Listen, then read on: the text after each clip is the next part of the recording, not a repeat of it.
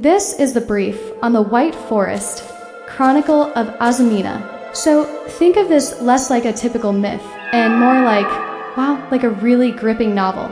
It's all about this ancient forest, right? And its struggle against this kind of corrupting force.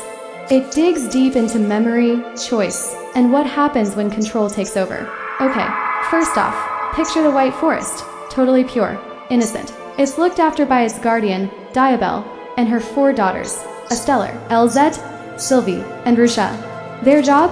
Taking care of the land, sure, but also innocence itself. Everything's in harmony. But, you know, that kind of peace? It's not gonna last. Second, things take a dark turn with this weird, perfectly red fruit. Forbidden stuff, obviously. 2 daughters, Sylvie and Rusha, they taste it. And bam, they change. They become these saints, basically, hollowed out bodies, just following orders. And their souls, they shatter into these things called Sinful Spoils, like little trinkets of sadness. This whole unmaking opens the door for Azamina, who's described as this divine human. She shows up to enforce a new, strict order, demanding everyone share the fruit so she can have total control. Finally, it all comes down to this big clash. You've got Diabell trying desperately to save her daughters and the forest's old ways.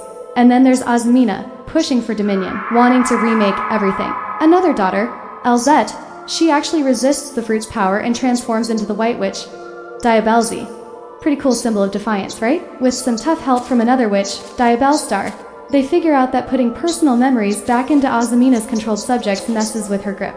It actually forces Azamina to pull back, leaving behind loss, a wound that's slowly healing, and, you know, the big question, will she return? So yeah, the story really shows how memory and fighting back can challenge that kind of enforced order, even if it comes at a huge cost.